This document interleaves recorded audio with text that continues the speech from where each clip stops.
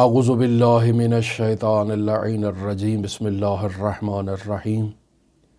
اسلامی نقطۂ نظر سے ایک کامیاب تاجر کسے کہا جاتا ہے؟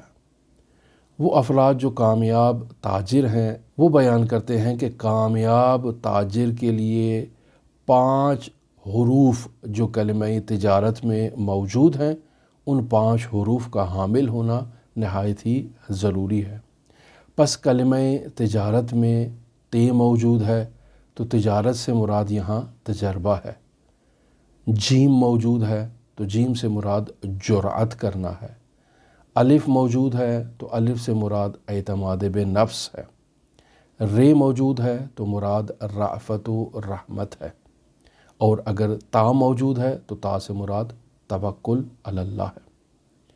پس عزیزان، یہاں اس نقطے کی طرف توجہ کریں کہ جب تک تاجر تجربے کار نہیں ہوگا وہ تجارت میں کامیاب نہیں ہو سکتا ہے، اور تجربے کار ہے لیکن معاملات میں جرأت سے کام نہیں لے رہا، مختلف پرخطر معاملات میں کودنے کے لیے انسان کے پاس جرأت کا ہونا ضروری ہے، چونکہ کہیں بھی انسان اگر سرمایہ کاری کرتا ہے تو وہاں نقصان کا رسک موجود ہوتا ہے۔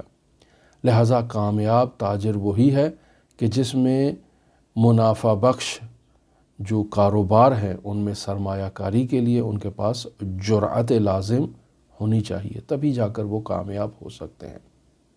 لیکن جرأت اور حماقت میں فرق ہے۔ انسان کو ناپ تول کر سمجھ کر تدبر کے ساتھ تجربے کے ساتھ وہاں پر داخل ہونا ہے۔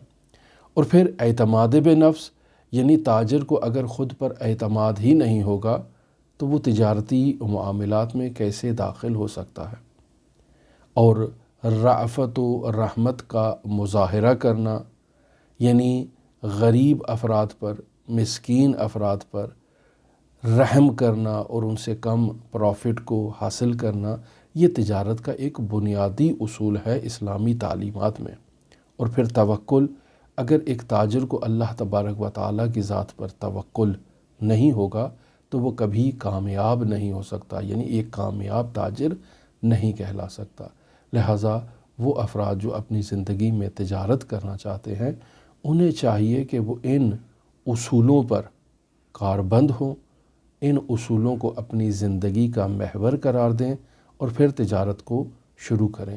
یہ تجارت ایک ایسا پیشہ ہے جو رسول خدا صلی اللہ علیہ وآلہ وسلم انجام دیا کرتے تھے، اور انسان کو اسلامی تعلیمات میں خود کام کرنے کی ترغیب دلائی گئی ہے، یعنی انسان کو کسی کا ملازم نہیں ہونا چاہیے بلکہ خود محنت کرنی چاہیے اور اپنا کام کرنا چاہیے، اور بہترین کام یہی تجارت کا شغل ہے جو رسول خدا صلی اللہ علیہ وآلہ وسلم کی میراث ہے۔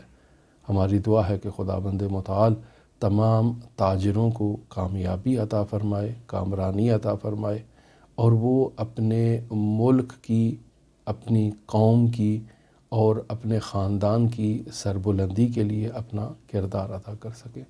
اللہم صلی علی محمد و آل محمد وعجل فرج قائم آل محمد۔